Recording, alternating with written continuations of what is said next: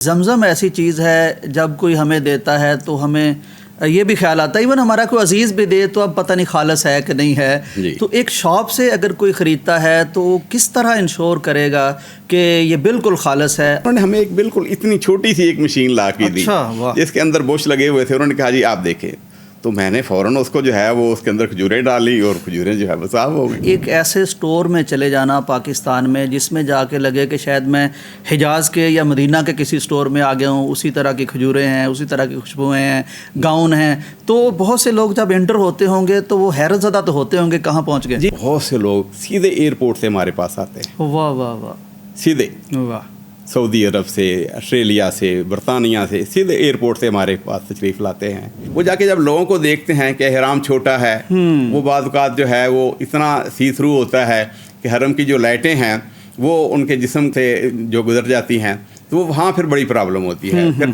دم پینا ہوتا ہے، وہ اوپر ڈالنا بھی ہوتا ہے. اگر وہ زمزم ڈالنے سے اندر کا جسم نظر آئے تو وہ جو حلوہ آپ لوگوں نے بنایا بڑا نایاب اور نادر قسم کا، بڑا ذائقہ ہے، بڑی اس میں خالص اجزاء ڈالے گئے، یہ کہاں سے تیار ہوتا ہے؟ میں نے جب سروے کرایا تو میری حیرت کی انتہا نہیں. میں نے کسی سے پوچھا جی آپ نے کبھی حدیث کی کتاب دیکھی ہے؟ انہوں نے کہا جی نہیں. آپ کے گھر میں حدیث کی کتاب ہے؟ انہوں نے کہا جی نہیں. کبھی حدیث کی کتاب کھول کے دیکھی ہے؟ السلام علیکم ناظرین، یوسف سراج پوڈ کاسٹ میں آپ کو خوش آمدید. ناظرین، لوگ حج پر جاتے ہیں، عمرے پر جاتے ہیں، یہ بہت مبارک سفر ہوتا ہے، لیکن بہت سا حصہ ہمارے سفر کا اس ٹینشن میں، اس فکر میں اور پریشانی میں گزر جاتا ہے کہ وہاں سے ہم نے کھجوریں بھی خریدنی ہیں، وہاں سے زمزم کیسے لے کے جانا ہے، حکومت کتنا زمزم الاؤ کرتی ہے، رشتہ دار جو منتظر ہیں وہ تو بڑے خالص اور بہت زیادہ زمزم کی توقع میں ہوتے ہیں، اور بہت سا سامان ہم نے خریدنا ہوتا ہے. تو یہ ایک مبارک سفر، اس میں آدھا حصہ یا کافی حصہ ان ٹینشنوں میں گزر جاتا ہے. ایک ایسی شخصیت پاکستان میں موجود ہیں جنہوں نے حجاج کرام کے اس درد کو، اس کرب کو محسوس کیا. انہوں نے ایک آئیڈیا سوچا کہ کیوں نہ یہ ساری چیزیں بالکل خالص حالت میں، وافر کیفیت میں پاکستان میں موجود ہونی چاہیے. وہ ان کے سٹور پر موجود ہے. وہاں کے جو عبایا ہوتے ہیں خواتین کے پہنے وہ بھی موجود ہوتے ہیں. زمزم جتنا اور جس وقت چاہیں وہ ان کے سٹور پر موجود ہوتا ہے، اور دیگر بہت سی چیزیں اور خدمات وہ پاکستانیوں کے لیے فراہم کر رہے ہیں. اتنا بڑا کام جسے میں تو کارنامہ سمجھتا ہوں، کرنے والی شخصیت جناب محمد طارق شاہد صاحب ہمارے ساتھ موجود ہیں. الطیبہ انٹرنیشنل ان کا مشہور و معروف برانڈ ہے، اس کے آپ CEO ہیں.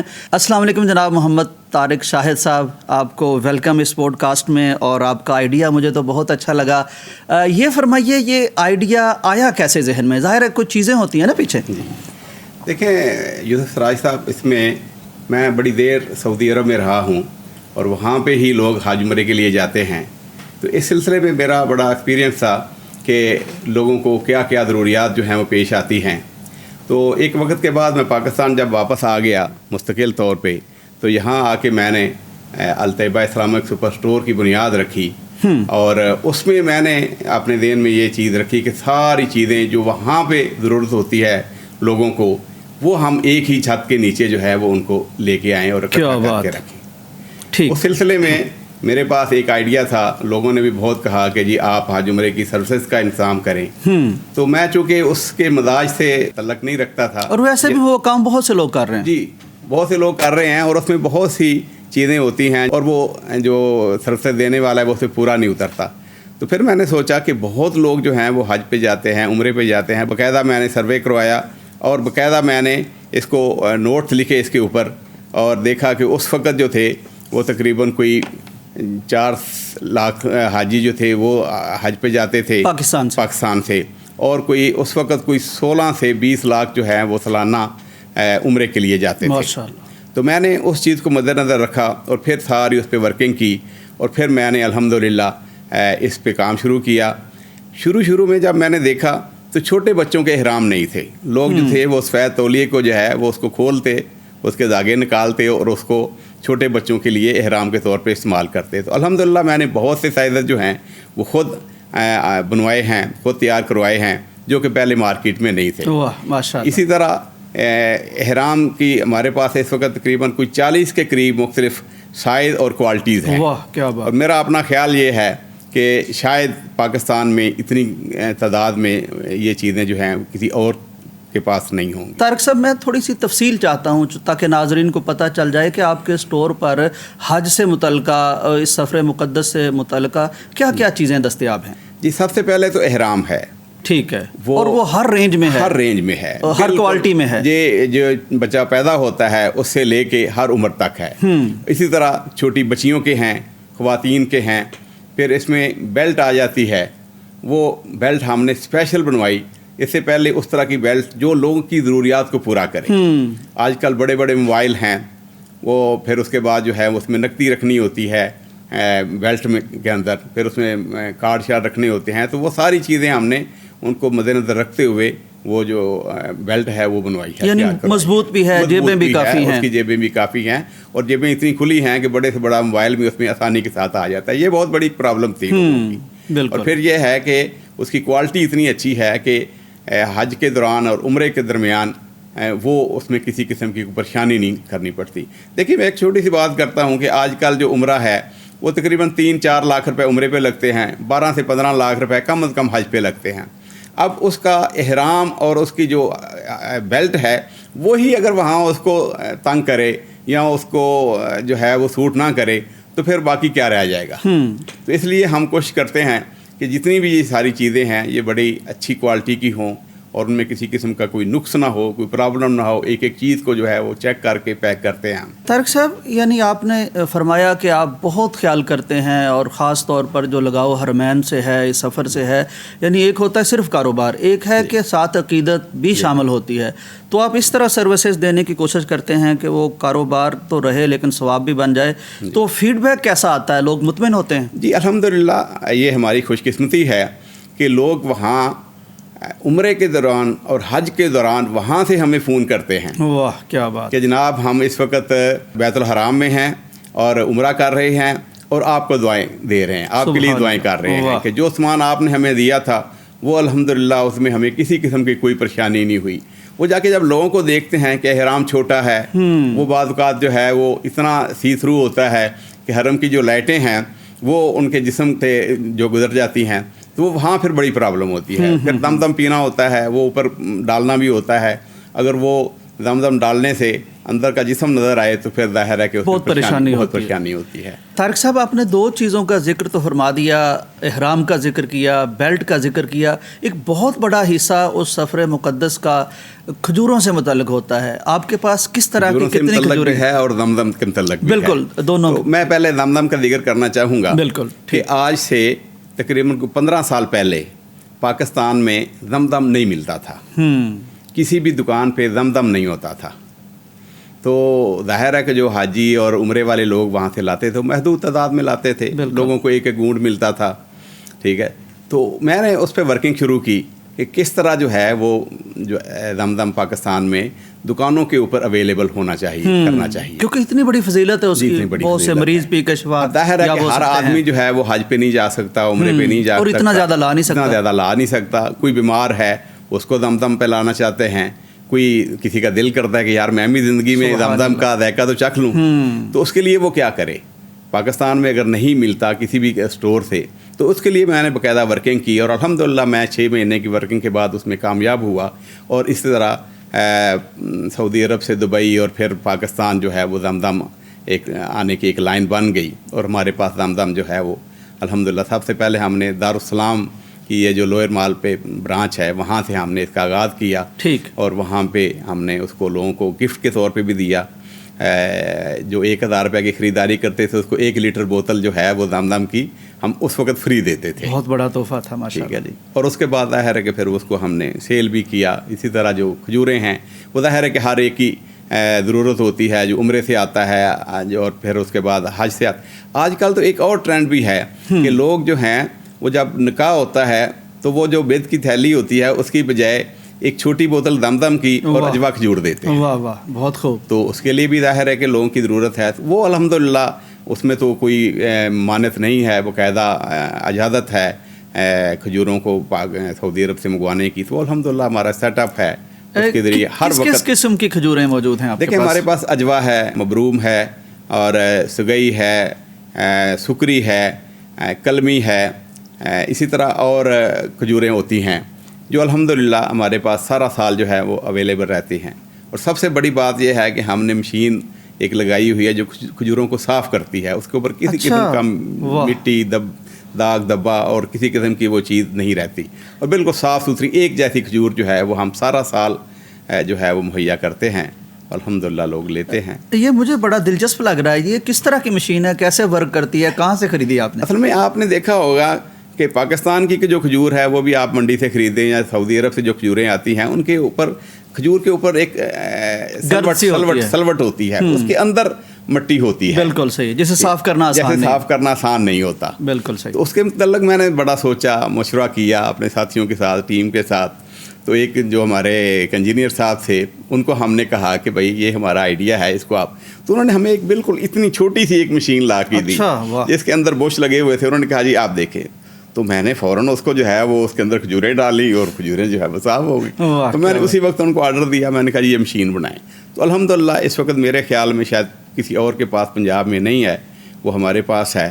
ہم الحمدللہ جتنی بھی کھجوریں آتی ہیں ان کو اس مشین کے ذریعے بالکل صاف ستھرا اور پالش ہو جاتی ہیں, چمکتی ہیں ماشاءاللہ. ٹھیک ہے, لیکن اس میں کسی قسم کا پانی استعمال نہیں ہوتا, کسی قسم کا کوئی کیمیکل استعمال نہیں ہوتا. بالکل صرف اس میں جو رولے لگے ہوئے ہیں انہی کے ذریعے جو ہے وہ صاف برشز کے ذریعے سے صاف ہوتی ہے. بڑی اہم بات ہے کہ کوئی کیمیکل یوز نہیں ہو رہا, پانی نہیں یوز ہو رہا. تو یہ فرمائیے جی کہ یہ چیزیں آپ کے پاس آتی ہیں, ایک خیال یہ ذہن میں آ سکتا ہے کہ سعودی عرب سے بالکل تازہ کھجور ملے گی, تو یہاں یہ کس طرح آپ انشور کرتے ہیں کہ تازہ ہوتی ہے؟ دیکھیں, ایک تو یہ ہے کہ سعودی عرب سے جب کھجور یہاں آتی ہے تو اس کے اوپر بہت سے ٹیکسز ہیں, اس کا کرایہ ہے, فیئر ہے اس کا, اور بہت سارے مسائل ہیں جو وہاں سے بیچتے ہیں, جہاں جو وصول کرتے ہیں ایجنٹ جو ہیں ان کی فیسیں وغیرہ. تو اس لیے ہماری یہ کوشش ہوتی ہے کہ ہم جو سب سے اعلیٰ قسم کی کھجور ہے وہ منگوائیں, کیونکہ اخراجات تو ہمارے اتنے ہی ہیں, چاہے ہم ہلکی کھجور منگوائیں یا اچھی کھجور. تو اس لیے ہم اچھی ہی کھجور منگواتے ہیں. تو الحمدللہ ہماری کھجور جو ہے وہ ہم چیلر میں رکھتے ہیں, اس میں کولڈ اسٹور میں رکھتے ہیں, اور بالکل کسی قسم کی اس میں کوئی خرابی نہیں ہوتی, صاف ستھری اور تازہ ہوتی ہے. طارق شاہ صاحب, یہ فرمائیے کہ زمزم ایسی چیز ہے جب کوئی ہمیں دیتا ہے تو ہمیں یہ بھی خیال آتا ہے, ایون ہمارا کوئی عزیز بھی دے تو اب پتہ نہیں خالص ہے کہ نہیں ہے جی. تو ایک شاپ سے اگر کوئی خریدتا ہے تو کس طرح انشور کرے گا کہ یہ بالکل خالص ہے؟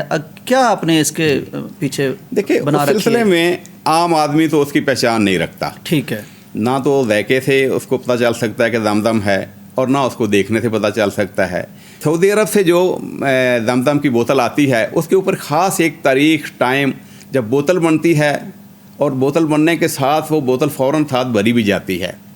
ادھر سے پلاسٹک کی بوتل بن رہی ہوتی ہے اور ساتھ ہی اگلے مرحلے میں اس میں زمزم جو بھرا جاتا ہے, اور اس کے اوپر ٹائم لکھا جاتا ہے. ٹھیک, اس کے اوپر مہینہ لکھا جاتا ہے, اس کے اوپر جو ہے تاریخ لکھی, دن لکھا جاتا ہے, اور اس کے اوپر جو ہے وہ باقاعدہ منٹ اور سیکنڈ جو ہیں وہ بھی لکھے جاتے ہیں. تو وہ جو پہچان ہے وہ الحمدللہ ہم کسٹمر کو بھی کرواتے ہیں اور ہمیں خود بھی پتہ ہے. تو اسی کے ذریعے ہم سمجھتے ہیں کہ یہ خالص ہے اور یہ نہ خالص ہے. بالکل صحیح. یہ فرمائیے کہ خواتین کی دلچسپی ظاہر ہے اسلامک حوالے سے کہ کوئی عربی گاؤن ہو, عربی حجاب ہو, یہ کس طرح کی رینج آپ کے پاس موجود ہے؟ الحمدللہ سب سے پہلی بات تو میں یہ کروں گا کہ ہم نے خواتین میں اور خاص کر چھوٹی بچیوں میں برقعے کو اور پردے کو رواج دینے کے لیے ہم نے اسپیشل چیزیں جو ہے وہ تیار کی. اب آپ یقین کریں کہ ہمارے پاس 2 سال کی بچی کا برقع دستیاب ہے جسے وہ شوق سے پہنتی ہے. اور ہمارے پاس بہت سی بچیاں چھوٹی آتی ہیں جو بڑی خوشی کے ساتھ برقع پہنتی ہیں. 2 سال, 2.5 سال, 3 سال, 4 سال کی عمر ہوتی ہے ان کی, اور وہ کہتی ہیں ہمیں برقع دیں, ہم نے برقع پہنا. اور پھر برقع پہن کے وہ جس خوشی کا اظہار کرتی ہیں وہ دیدنی ہے جی, اس کا جو ہے وہ کوئی جواب نہیں. کیا بات. تو الحمدللہ ہمارے پاس ایک وسیع رینج ہے. ہمارے پاس سادے برقعے بھی ہیں, فینسی برقعے بھی ہیں, گاؤن بھی ہیں خواتین کے لیے, اور اسی طرح ہر طرح کے حجاب بھی ہیں, حجاب, اسکالر, جتنی الحمدللہ ہمارے پاس وسیع ایک رینج ہے اور ہر موسم کے لیے ہے.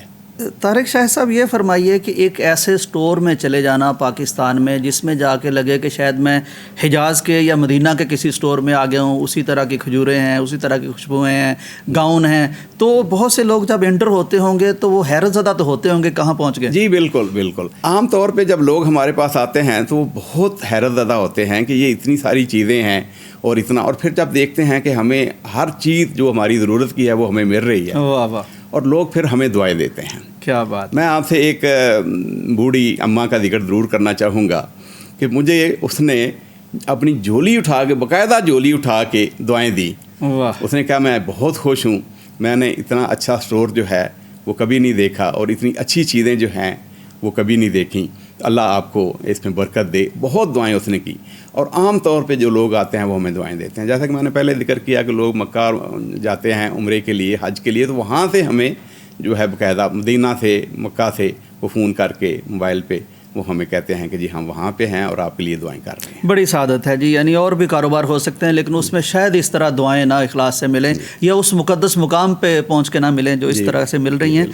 یہ فرمائیے جی کہ ایک بہت بڑا سوال جو اب میرے ذہن میں پیدا ہوا, سننے والے دیکھنے والوں کے ذہن میں بھی پیدا ہوگا کہ چیزیں تو چلے ہمیں مل گئی, ہمیں چلے یقین آ گیا, بہت سے ریویوز مل گئے کہ وہ خالص ہیں, لیکن قیمت کتنی ہوگی وہاں کے مقابلے میں؟ سعودی عرب میں مہنگا پڑے گا, یہاں مہنگا پڑے گا, ظاہر اخراجات بھی وہ نہیں کر رہے ہوں گے اس پہ, سفری اخراجات. دیکھیں ایک تو یہ ہے کہ زمزم بہرحال وہاں پہ جو ہے فری ہے, سستا ہے, بہت کم قیمت میں مل جاتا ہے.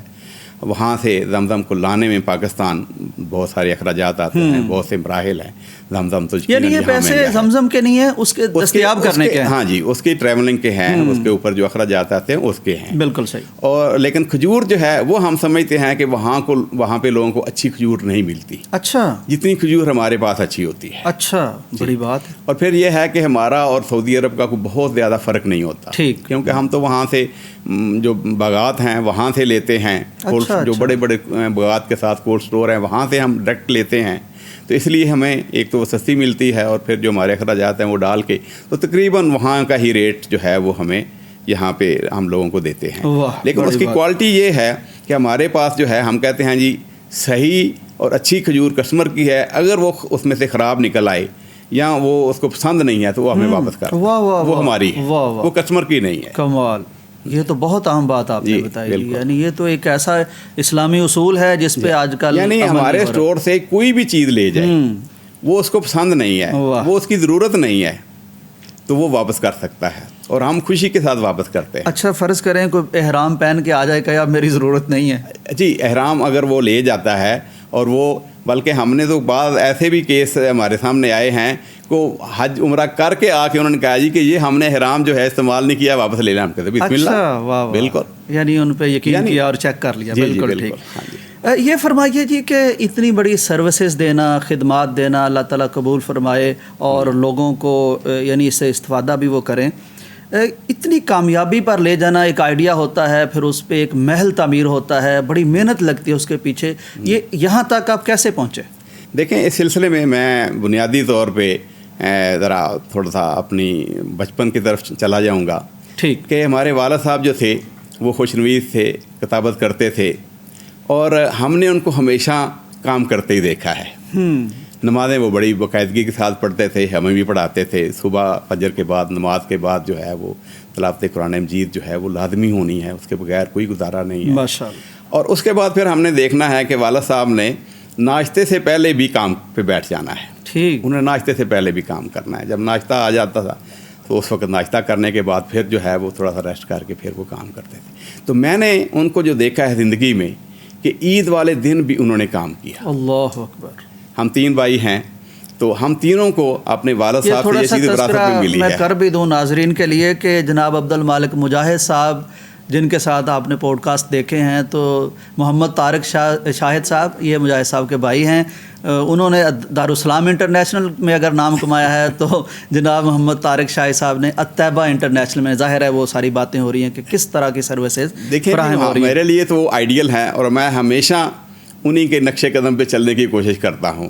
وہ میرے بڑے بھائی بھی ہیں, میرے استاد بھی ہیں. مجھے تقریر کا فن انہوں نے سکھایا. کیا بات. میں بڑی اچھی تقریر کر لیتا تھا اپنے طالب علمی کے زمانے میں. ٹھیک. اور اس میں ہمیشہ فرسٹ بھی آتا تھا, اور اس میں مجھے انعام بھی بہت ملے. اور ہمارے بڑے بھائی ہیں محمد ایوب سپرا صاحب, وہ بھی اسی طرح بہت محنتی ہیں. میں نے اپنے دونوں بھائیوں کو ہمیشہ محنت کرتے دیکھا ہے, اور ظاہر ہے کہ وہ جو چیز ہے وہ مجھے بھی وراثت میں ملی. بالکل. اور یہ اس جو اسٹور آپ نے ذکر کیا کہ اتنا بڑا اسٹور چلانا, ظاہر ہے کہ اس کے پیچھے بہت محنت ہے, بہت کام ہے, اور 24 گھنٹے کی سروسز ہیں. ہم نے کبھی یہ نہیں سوچا کہ رات کو اگر کسی کا 12 بجے فون آ گیا ہے یا 12 بجے کوئی سامان آ رہا ہے تو ہم کہیں جی نہیں ہم تو اس وقت سوئے ہوئے ہیں یا آرام کا وقت ہے. وہ الحمدللہ ہم ہر وقت اس کام کے لیے حاضر ہوتے ہیں. اور ہم اس کو صرف بزنس نہیں سمجھتے, ہم اس کو خدمت خلق بھی سمجھتے ہیں اور سمجھتے ہیں کہ کام تو ہم کر رہے ہیں لیکن ایک کام ایسا کر رہے ہیں کہ جس کا یقیناً ہمیں اللہ تعالیٰ اجر دے گا انشاءاللہ جی. وہ دعائیں مل رہی ہیں, بہت کچھ ہو رہا ہے. یہ فرمائیے جی کہ اتنا بڑا کاروبار آپ کر رہے ہیں اور ایک کامیاب کاروبار کر رہے ہیں, ایک سوال جو میرے ذہن میں بھی اٹھا ہے اور بہت اس پہ بات ہوتی ہے کہ جی آج کے زمانے میں اس دنیا میں اسلامک اصولوں پر رہتے ہوئے کاروبار نہیں ہو سکتا, تو آپ کا مشاہدہ تجربہ کیا ہے؟ دیکھیں جی, اس سلسلے میں ہمارا اسٹور آپ کے سامنے ہے. ہم نے الحمدللہ اس کو مکمل طور پہ اسلامی بنیادوں پہ اس کو استوار کیا ہے اور اس کو چلا رہے ہیں. ہم باقاعدہ اسٹور کے اندر 4 وقت جو ہے وہ نماز پڑھتے ہیں, چونکہ صبح فجر کے وقت اسٹور نہیں کھلا ہوتا, لیکن ظہر, عصر, مغرب, عشاء کی باقاعدہ اذان ہوتی ہے, جماعت ہوتی ہے. ہم نے اسپیکر رکھا ہوا ہے, ہمارے ورکر کے لیے یہ ضروری ہے کہ وہ نماز پڑھیں. اسی طرح ہم نے یہ جو بزنس ہے اس کو خالصتاً سود سے بالکل پاک رکھا ہے. میں نے اپنے ورکر کو کہا ہوا ہے کہ آپ نے کام کرنا ہے میرے لیے, تو آپ کبھی بھی جھوٹ نہ بولیں, کبھی بھی کسٹمر کے ساتھ زیادتی نہ کریں, بلکہ اس کو گائیڈ کریں کہ آپ کو اس چیز کی ضرورت ہے, اس چیز کی نہیں ضرورت. تو الحمدللہ ہم کامیاب ہیں.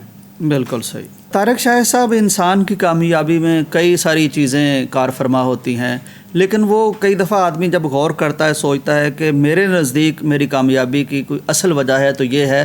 آپ اس طرح کی کوئی وجہ کسے سمجھتے ہیں؟ سب سے پہلے تو جی اللہ تعالیٰ کا فضل و کرم ہے, بے شک, اس کے بغیر جو ہے وہ کوئی چیز نہیں ہو سکتی. بے شک. دوسرا میں سمجھتا ہوں کہ میں نے کبھی بھی توحید کو نہیں چھوڑا. اللہ اکبر. میں یہ الحمدللہ یہ بات بڑے دھڑلے سے کہہ سکتا ہوں کہ میں نے آج تک شرک نہیں کیا. واہ سبحان اللہ. میں نے اس بزنس میں توحید کو بھی سامنے رکھا ہے اور رسالت کو بھی سامنے رکھا ہے. جس طرح میں نے کبھی اللہ کی توحید میں کوئی کمی نہیں آنے دی, اسی طرح نبی صلی اللہ علیہ وسلم کی جو رسالت ہے اس میں بھی میں نے کبھی کمی نہیں آنے دی. پھر اس کے بعد جو ہے وہ ہمارے گھر والے ہیں. گھر والے جو ہیں وہ اس معاملے میں میری بڑی ہیلپ کرتے ہیں, وہ خود کام کرتے ہیں, میرے بچے میرا ساتھ دیتے ہیں, اور ہمارے گھر میں بھی یہ جو ہمارا اسٹور ہے اس کی بہت ساری چیزیں گھر میں تیار ہوتی ہیں, اور ظاہر ہے کہ وہ گھر والے جو ہیں وہ محنت کرتے ہیں, کام کرتے ہیں. ماشاء اللہ. یہ جی تیاری کی بات آئی ہے تو وہ جو حلوہ آپ لوگوں نے بنایا بڑا نایاب اور نادر قسم کا, بڑا ذائقہ ہے, بڑی اس میں خالص اجزاء ڈالے گئے, یہ کہاں سے تیار ہوتا ہے؟ یہ جی ساہیوال میں تیار ہوتا ہے. اچھا. بنیادی طور پہ یہ ہم تھرڈ پارٹی سے بنواتے ہیں, لیکن ہمارا اس میں زعفران ہے, کلونجی ہے, اس میں ڈرائی فروٹ ہیں, کھجور ہے, اس میں اس طرح اور بہت سی چیزیں ہیں. اور یہ اس کی ایکسپائری 6 مہینے ہے. 6 مہینے تک جو ہے یہ خراب نہیں ہوتا اور بڑے آرام کے ساتھ جو ہے یہ چلتا ہے اور کھایا جاتا ہے. اس کے فائدے بھی ہیں؟ اس کے فائدے بھی ہیں جی. ایک تو یہ ہے کہ عام طور پہ چھوٹے بچے جو ہیں یا اسکول گوئنگ بچے جو ہیں وہ کوئی چیز اس طرح کی نہیں کھاتے جس میں ان کو توانائی ملے. ہاں جی, جس میں ان کو توانائی ملے, جس میں وہ ان کو طاقت ملے. لیکن یہ ایسی چیز ہے کہ جو بچے بھی کھاتے ہیں, بڑے بھی کھاتے ہیں, بوڑھے بھی کھاتے ہیں, اور سب جو ہے اجزاء سارے نیچرل ہیں اور خالص ہیں, اور زعفران اور کھجور, ماشاءاللہ کیا بات. طارق شاہد صاحب, آپ کی ایک اور چیز جس نے مجھے بڑا متاثر کیا, ابھی آپ نے توحید اور رسالت کا بھی تذکرہ فرمایا, وہ یہ ہے کہ آپ نے ایک سروے کرایا کہ کتنے ایسے لوگ ہیں جو اپنے آپ کو نبی صلی اللہ علیہ وسلم سے منسوب تو کرتے ہیں, ان سے پیار اور محبت کا دعویٰ بھی کرتے ہیں, حدیث کی قدر بھی کرنا چاہتے ہیں, لیکن ان کی زندگی میں کوئی ایسا موقع ہی نہیں آتا کہ وہ پوری زندگی میں حدیث کی کوئی کتاب کو اپنے ہاتھوں سے چھو سکیں, اپنی نظروں سے ان کی زیارت کر سکیں یا کوئی کھول کے دیکھ سکیں. آپ نے یہ سروے کرایا تھا, اس کا کوئی نتیجہ بھی نکلا تھا, اس پہ پھر آپ نے کوئی آگے عملی قدم بھی اٹھایا ہے, اس بارے میں؟ جی بالکل یوسف سراج صاحب, اس سلسلے میں نے جب سروے کرایا تو میری حیرت کی امتحان ہے کہ لوگوں کو حدیث کا ہی نہیں پتہ, حدیث کی کتاب کا نہیں پتہ. حدیث کے لفظ کا تو چلو پتہ ہے, لیکن حدیث کی, میں نے کسی سے پوچھا جی آپ نے کبھی حدیث کی کتاب دیکھی ہے؟ انہوں نے کہا جی نہیں. آپ کے گھر میں حدیث کی کتاب ہے؟ انہوں نے کہا جی نہیں. کبھی حدیث کی کتاب کھول کے دیکھی ہے یا اوپر سے پڑھ کے دیکھی ہے؟ نہیں, صرف جی سنا ہے. مولوی صاحب جو ہیں وہ کہتے ہیں یہ فلاں حدیث میں ہے, یہ بخاری میں ہے, یہ مسلم میں ہے, یہ ابو داؤد میں ہے, یہ مشکات میں ہے.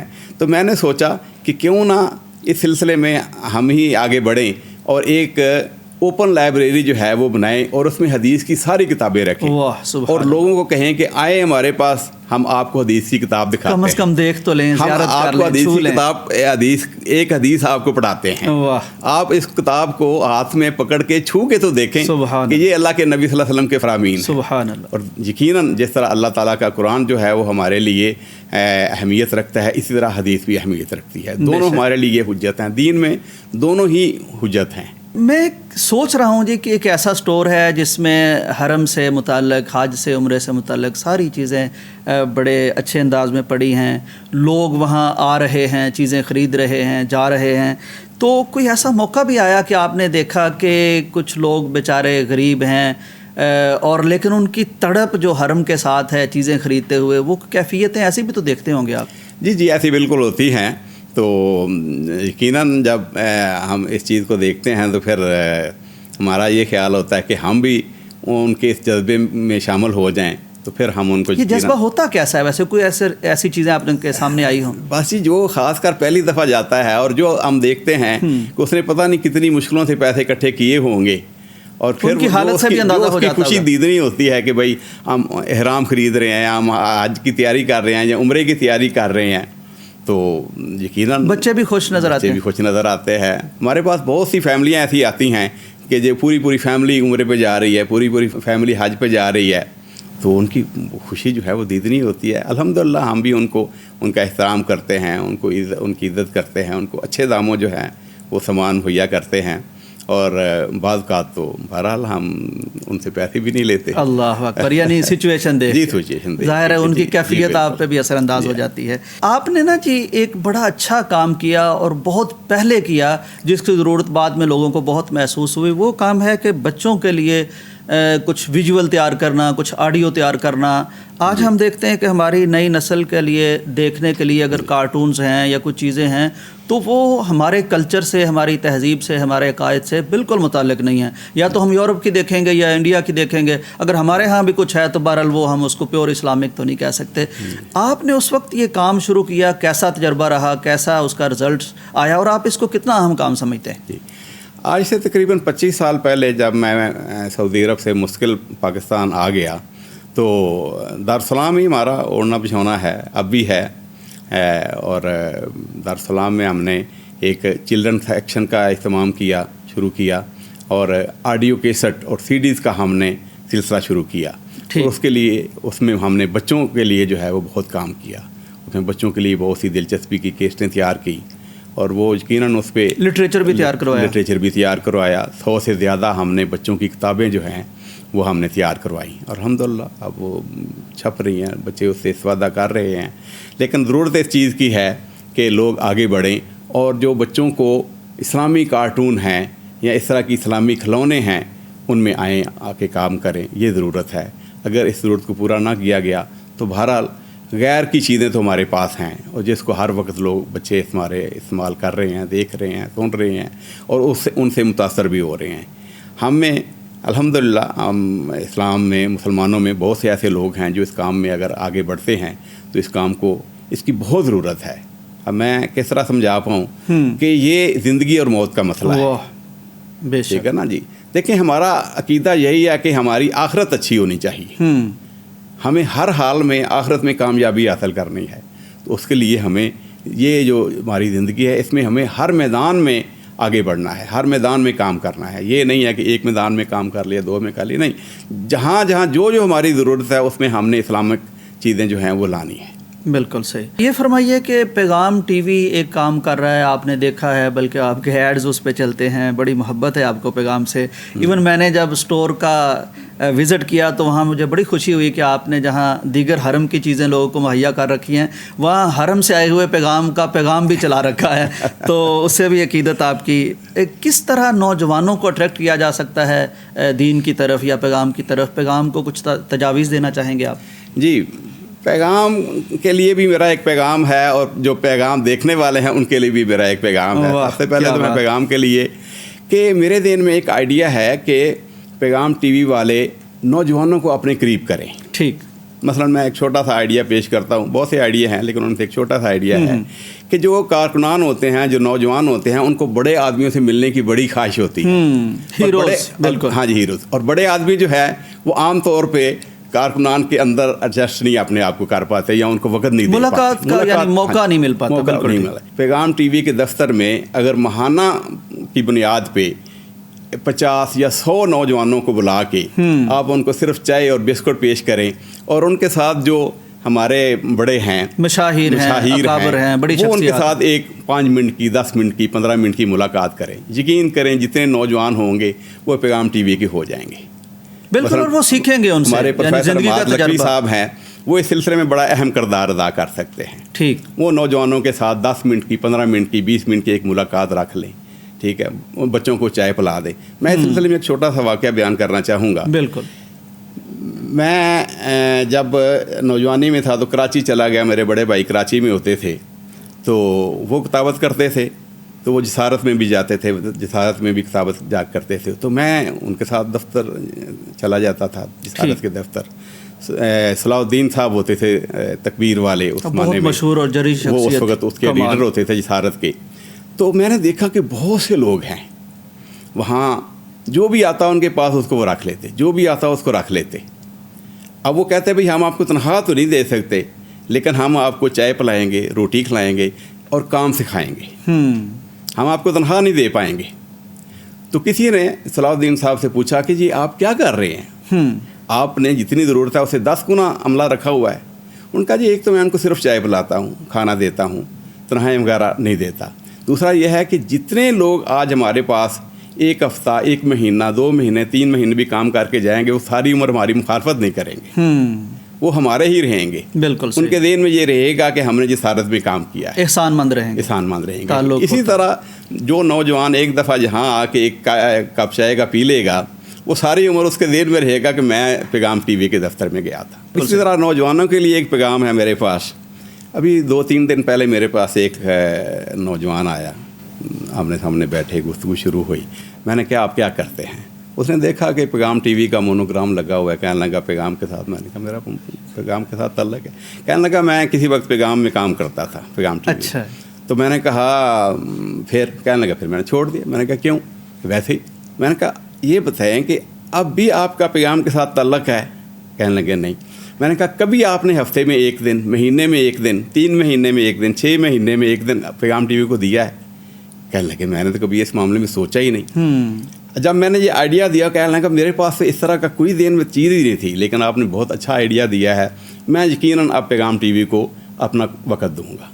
دیکھیں یوسف سراج صاحب, اللہ تعالیٰ نے ہر انسان میں کوئی نہ کوئی خوبی ضرور رکھی ہے, بے شک, ٹھیک ہے, اور میں سمجھتا ہوں کہ وہ خوبی اسلام کے لیے وقف ہونی چاہیے. واہ کیا بات, کیا بات. ہر انسان میں اللہ نے کوئی نہ کوئی ایسی خوبی ضرور رکھی ہے, چاہے وہ جتنا بھی کمزور ہے اس کے اندر کوئی نہ کوئی خوبی ضرور ہے. بالکل صحیح. ایک سوال جی میں آخر میں کرنا چاہتا ہوں کہ ہم سب کی ایک زندگی ہوتی ہے, بچپن ہوتا ہے, پھر ظاہر ہے ترقی کرنے کی خواہش ہوتی ہے, تمنا اور تڑپ ہوتی ہے, تو اس وقت ہم نہیں سوچ سکتے کہ ہمیں اللہ نے کہاں پہنچانا ہے. تو آپ ذرا اس کیفیت میں جا کے کیا سوچا تھا کبھی کہ آپ کا اتنا بڑا سٹور ہوگا, اتنا نام ہوگا, پیغام پہ ہم بیٹھے ہوں گے؟ دیکھیں اس سلسلے میں بچپن میں ہی میری خواہش تھی کہ میں کسی بڑی فیکٹری کا آنر ہوں, میں کو بہت بڑی فیکٹری لگواؤں اور بہت بڑا کام کروں, آگے بڑھوں. اور الحمدللہ ہمارے والد صاحب, میرے بڑے بھائی عبد المالک مجاہد صاحب, وہ میرے لیے ہیرو ہیں, میرے آئیڈیل ہیں.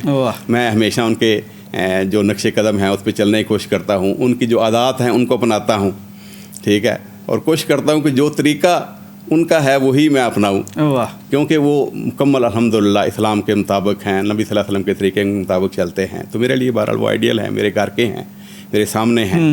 تو میرے ذہن میں یہ تھا کہ میں بڑا بنوں, بڑا آدمی بنوں. ٹھیک, سیدھی بات یہ ہے کہ میری خواہش تھی کہ میں بھی امیر آدمی بنوں, میرے پاس بھی جو ہے وہ کار ہونی چاہیے, کوٹھی ہونی چاہیے, وسائل ہونے چاہیے, لیکن اس کے لیے محنت کی ضرورت تھی. وہ الحمدللہ میں نے کی ہے. میں نے اس میں کبھی بخلتے کام نہیں لیا, میں نے کبھی آرام جو ہے وہ آرام طلب نہیں ہوا, میں نے محنت کی, کوشش کی. اللہ تعالیٰ نے میری اس محنت کو جو ہے وہ کامیابی بخشی, اور آج میں الحمدللہ میں بنیادی طور پہ سمجھتا ہوں کہ اللہ تعالیٰ کے فضل و کرم اور عبد المالک مجاہد صاحب کی جو تربیت ہے وہ اس کے بعد جو ہے وہ الحمدللہ میں بہرحال ایک بزنس مین ہوں، میرا ایک اسٹور ہے، میرا ایک نام ہے، لوگ جو ہیں وہ مجھ پہ اعتماد کرتے ہیں، اور یقین کریں یوسف سراج صاحب کے بہت سے لوگ سیدھے ایئرپورٹ سے ہمارے پاس آتے ہیں، واہ واہ واہ، سیدھے واہ، سعودی عرب سے، آسٹریلیا سے، برطانیہ سے، سیدھے ایئرپورٹ سے ہمارے پاس تشریف لاتے ہیں